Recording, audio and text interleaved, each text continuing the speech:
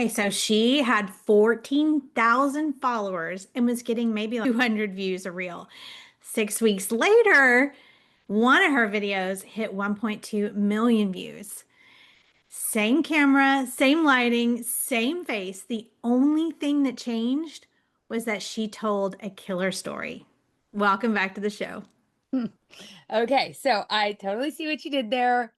Starting mid story like that. I love it. That is so powerful. Hi, I'm Angelyn. And I'm Brooklyn, and we own Next Chapter Social. So let's get into our episode. What Angelyn did there is she started with the emotional hook. She started in the middle of a story.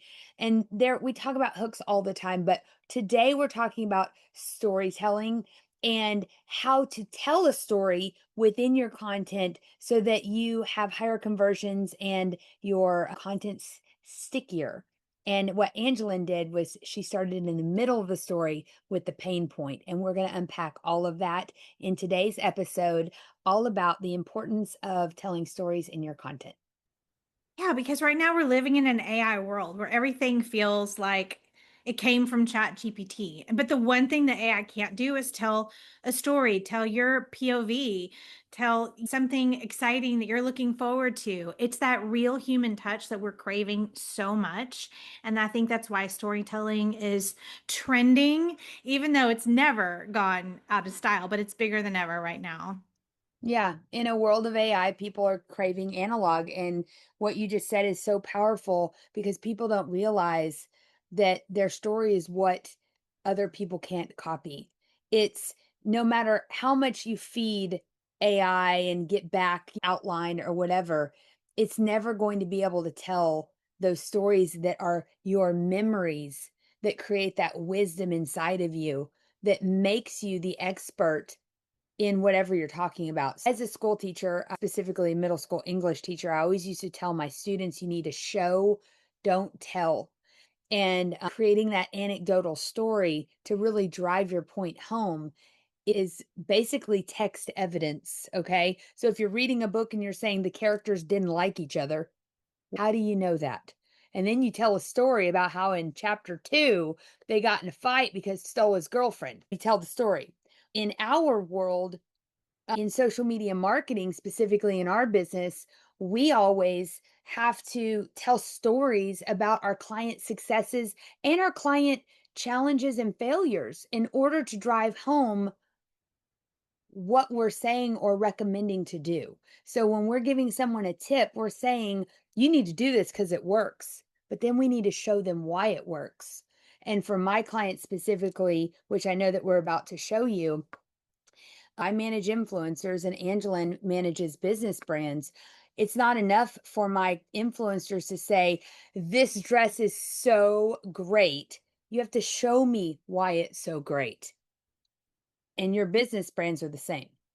Yeah. And what we've found is over and over, as we're really starting to explore this more and more for our clients and implement this, is that it's important to be somewhat clever, right? Instead, you want to lead with, we were sitting there in the middle of the baseball game and the sirens were going off and people were getting ejected. You want to start in the middle. If I just said, hey, I'm moving, this is boring. But if instead I said, hey, I'm surrounded by boxes. I have to step over them to get out of my desk thing. It's crazy right now what I'm living in. If you start in the middle instead of the beginning, that is the one key that I think we can, if we could say anything to you, is to be really clever in how you begin all of your reels, right? It's going to grab people. It is the audible hook. You want to start with the main point. The crescendo of your story. Okay, what is the wow, that's the moment. Take that sentence and put it at the very beginning of your reel. And it could be that you tell the story from beginning to end, and then you come back and you edit and you duplicate that one section and put it at the beginning. Or you can start with the middle and tell it that way. Either way is okay. Your end result has to have that sexy, clever, grabby attention mid story hook, right? Always just Yes, the middle. Yeah, and I have right before we go through these two examples that we have, I wrote this down earlier when we were talking before we hopped on here. The two stories that I remember so vividly from our social media marketing world experience was I don't remember who said it. I'm not sure, I forget. But she talked about how her son took out the trash and there was a stray Doberman by the trash can and he became their dog. And I thought, wow, that's how I found one of my cats. So that stuck. I don't remember what we were talking about, but or who said it, but that. And then Hmm. also another inside of somebody else's told a story about how a guy quit his job as a mechanic or something, and he bought a sailboat and sailed to Hawaii. And that Right. story, the stories are what I remember without having to go back to my notebook to see any of my notes. It's Acronym truly and what makes it sticky. The other thing that I think you and I both walked away from watching when we were at Social Media Marketing World Conference, we watched so many speakers because it was just one right after the other. And what I learned from them, and I think I knew this, like you definitely know that successful speakers do this, but watching it over and over really made it sticky in my mind, was Mhm. that the best ones get up and they start with a story. They tell a story and then make their point and use that story to make their point. Yeah. So that's what's so powerful. And if we can take that keynote formula and start breaking it down into the formula that we use for our reels, guess what? It's going to be powerful. It's going to snowball and add so much momentum to your content, no Yeah, matter I what can't kind of wait. business you have. Yes, and you came up, she just showed me a story and I don't know if we're going to be sharing it on this episode or next, but I can't wait for you to see that story because wow, this girl nails it. Oh, So, that's in the next one that we're going to be talking about. So I'll okay, have to come yes, back for that one.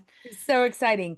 Okay, so at this point, why storytelling works, it's Oh, it's sticky, right? So I'm going to emotional. show the example that I have from one of my clients, and then Angelyn's going to show her example. This is my client, Angela, and she tells a story in this. And I'm going to let you watch it, and then I'm going to tell you what happened with this content and how much we sold on this one reel. Okay, so let me start it over. Anxiety in my old age. I'm being dead serious here. Shopping at the mall. Swear to God, I was a master at the mall. My mom called me Mallory at the mall when I was a little girl, and I'm not kidding because I used to love to go so much. It honestly gives me anxiety. It really does. It used to be just easiest thing in the world for me, and I'm headed over there, and I'm just like, shysters, give me strength. But yeah, so that's just the way it goes. Still going to put on some decently cute outfit. Easy to get on, easy to get off. Because there's nothing worse than having like a complicated outfit on and then you get to the store and you want to try something on. You're like, you know what? I'm not going to bother. I've got too many clothes on, or I've got the wrong thing on, sneakers, leggings, blah. I'm just not going to do it. And so you don't try things on and then you leave and then you're mad. All right. So anyway, I'm off. Wish me luck. Those are the new Zara clog sandals I can't get enough of. I can't remember which jeans these are. I'll link them. And before I forget, this is my new white button down. Someone had asked me the other day for a good white button down. I don't know how I spaced that. I'm wearing my new white button down, and it's a perfect white button down. Isn't that great? It's very old school looking. I love it. They sent me one in denim. Okay, so I'm going to put the denim one on tomorrow because I got to scramble lamp. Got my tote, got my lipstick, oldie but goodie, trusty. Round navy sunglasses. I don't know how I'm going to find you guys a pair, but I'll try. There it is. That's the OOTD. Wish me luck. Not only do I have to go against the traffic, I got to go against all the people in the mall. Oh, Lord above. Okay, So so relatable. yes, so relatable. So what I want to talk about with that one is she got about 3,500 comments on that wanting the outfit. The one right Wow. next to it, which I don't even think I have to show, had 113 comments. She made $1,400 in commission, just people wanting that white button-down shirt from that Hmm. one reel. And it went so well that 2 weeks later, we literally remixed. We shared it again. I added a little period in the very bottom because you have to put something on the screen to remix it. Reposted it, and it got another 1,800 comments and made another $1,000. Wow. Wow.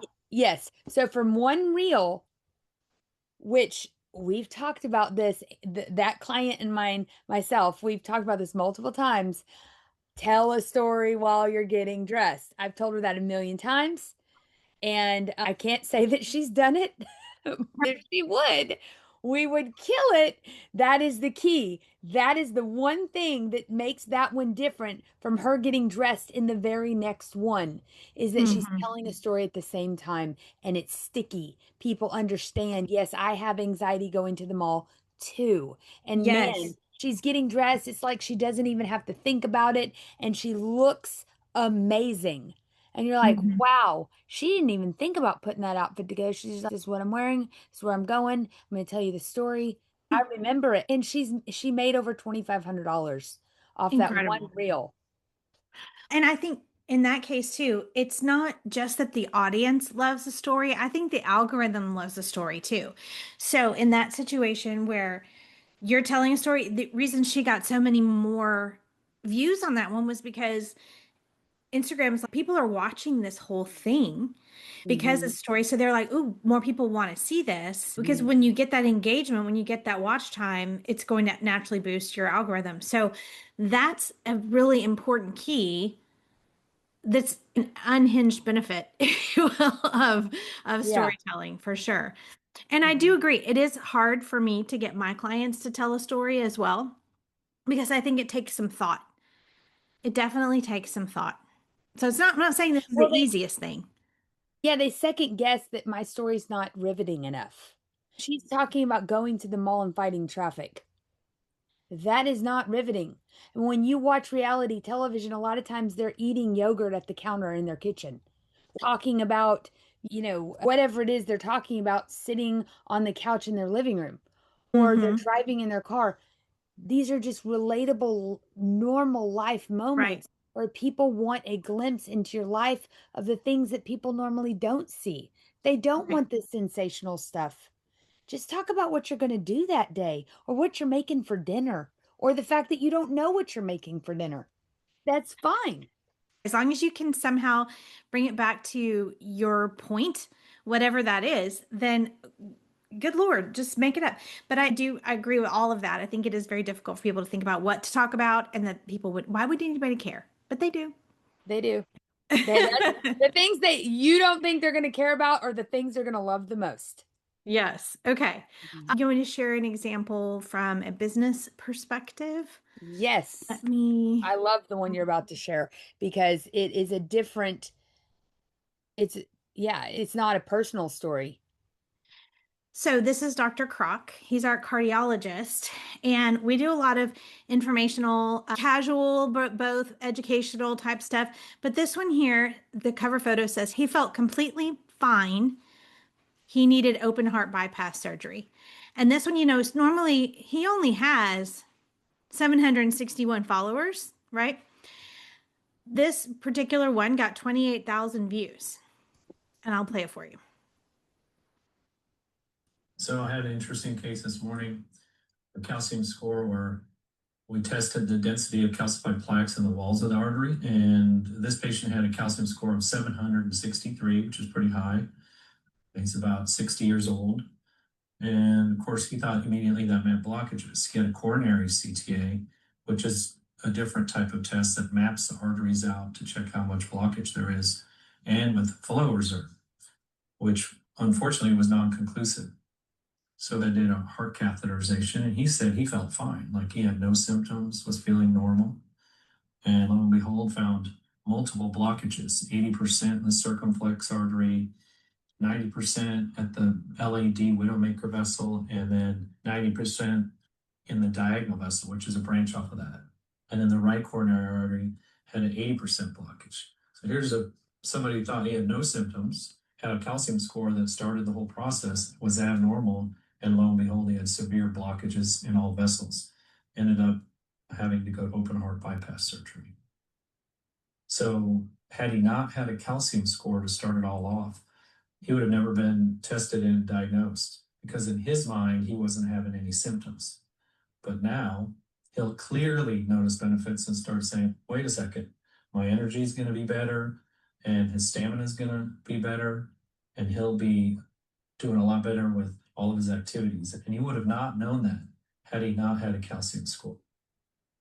Powerful example, right? Good story. I want to go get that calcium thing right now. Yeah, yeah. That one clearly resonated with a lot of people because there are so many people who think that we don't have symptoms, right? So anyway, we always talk about prevention clinic, and that is one thing that we know your numbers. Like you go get your calcium score, you get your artery scan, carotid artery scan, and you've got to get your ApoB tested and all this kind of stuff. I know all this because I work for him now, but it's that fact that he told that story to make a point. If he'd gotten on the video and said, you need to go get your calcium score, it would not have resonated. But when you tell a story to make your point, holy cow, so powerful, right? And we I'm got to getting that in. I want him to go get that. He needs to go to Dr. Croc.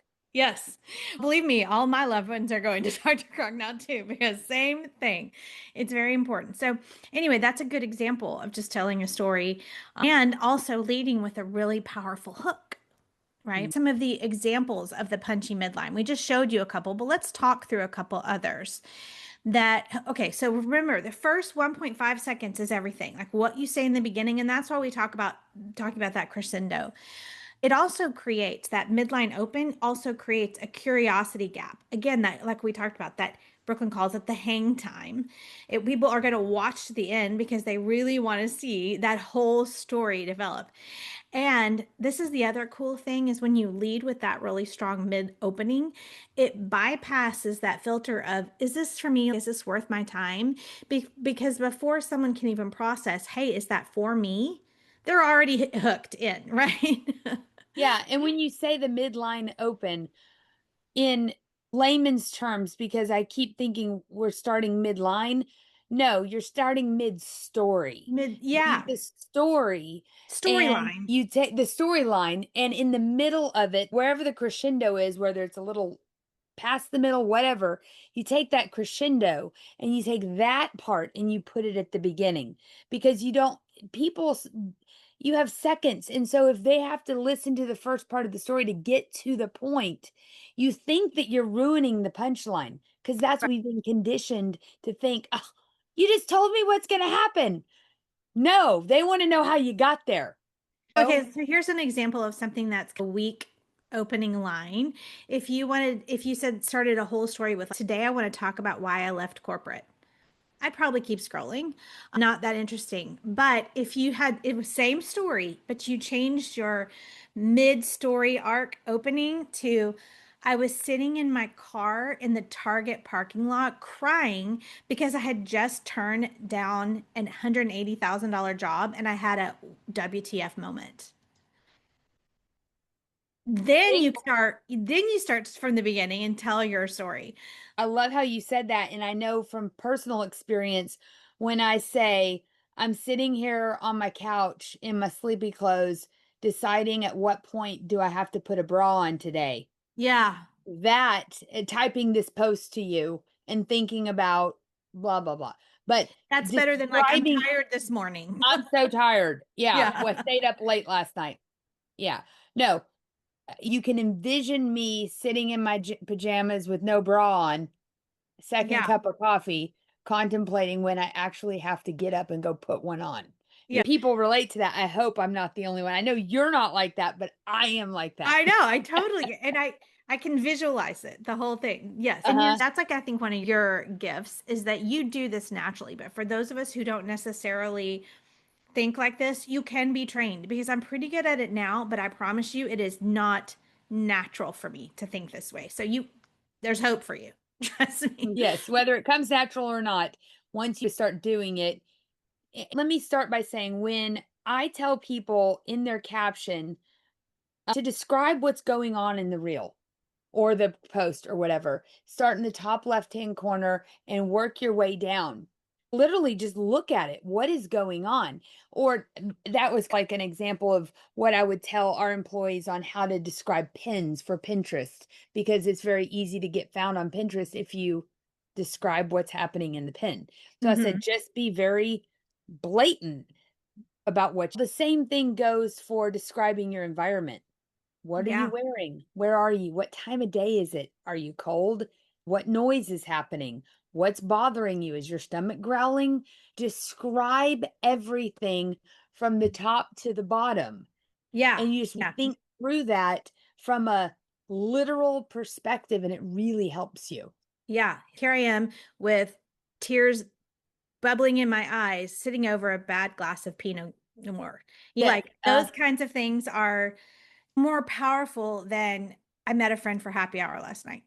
Who cares? Those are Because I was really sad and drinking alone, which I thought was yeah. probably unhealthy. Exactly. Okay, and another thing to remember when you're telling a story is that it's good to show the failure before the win. So don't feel like it, you definitely don't want to have a highlight reel. You want to show the struggle. That's going to make you more relatable. It builds trust with your audience. And in some cases, can also build your authority because people are going to say, oh, she's been there, done that. So, depending on what you're talking about, when you're sharing the struggle, this is where I was, but this is where I am now, then people can see your journey. Yeah, for sure. So let me look on my notes really quick. So, like I said in the very beginning, as an English teacher, I used to tell my kids to show, don't tell. I know a lot of my creator clients will say, this dress is so cute. Why do you think it's so cute? What's specific about it? The pattern, the flow, the Mm-hmm. fit, the cut, the length. What makes it so cute? The pockets, the Mm-hmm. neckline. So be more specific about that. And remember, we were talking about social media marketing world just a little bit, and the things that we remember are the stories that the creator or that the presenters were telling. We Yeah. remember those stories. Or the other one was him spilling guacamole on his shirt, but we couldn't see it, guacamole on his jeans because we couldn't see it because his shirt was untucked. Oh, He was right. driving to the thing and he told Right. us that story. So That's right. That's right. So again, don't be afraid to be vulnerable or imperfect or show the struggles because that's sometimes what people will be the sexiest hook, right? yeah. And remember, my client who told the story. And out of the last, I would say I scrolled probably 15 lines down on Instagram, and that was her repost of that. And then about 5 lines down, that was the same. Those two reels, which are the same reel, are still her top performers out of all of them. Yeah. They all look the same, but the one difference is she told a story, and So it good. was 20 times the sales. I think the thing we should end on as we love this. We talk about this since day one of us starting our company and you way before for that for you, but is this power of tiny topics. Taking something and don't talk about your day in general, talk about that 10-minute car ride. Something that feels very tiny, or this 1 cup of soup that would change your life instead of what you had to eat all day. The tinier, the better. The more specific, the better. The one thing, talk about the mind map. Granular. Yeah, granular. Yes, and the mind map, what you were just saying, we do mind maps with our clients where if we talk about our day, okay? And let's just put our day in a bubble in the middle. Okay, who are we meeting with? I've already met with Jenny. I've already met with you. I've talked to Jaden and I've talked to my mom. Those are the 4 people already, and it's 11:30 today. So those are the who. Where? In my office. You start to do these little where, Mhm. what, where, when, why, how. Mondays are my meeting day, my admin day. And so you go through all these things. How did you determine that Mondays would be your admin day? And you start asking yourself these questions and going out and out. And the tiny topics come from 3 or 4 levels out from the let's talk about my day. You can't do a reel about your whole day to your point just now. You have to go out and get granular on that 1 cup of soup. Right. And it can be, again, think about your point. Think about your intention. What do you really want to talk about? What's your point? And then find the story that best illustrates that. So I think that is another thing that we have to always reiterate is that we're not just telling you to talk about stories for the sake of talking about stories. It always has to have a point. Use your stories to sell your message. Stay tuned. We're going to be talking about how to create an episodic series of stories next. Yes, it's gonna be really good, and you're gonna get to watch that one that Angelyn found, and I watched basically all of it before we even got on here, so stay tuned. See you soon.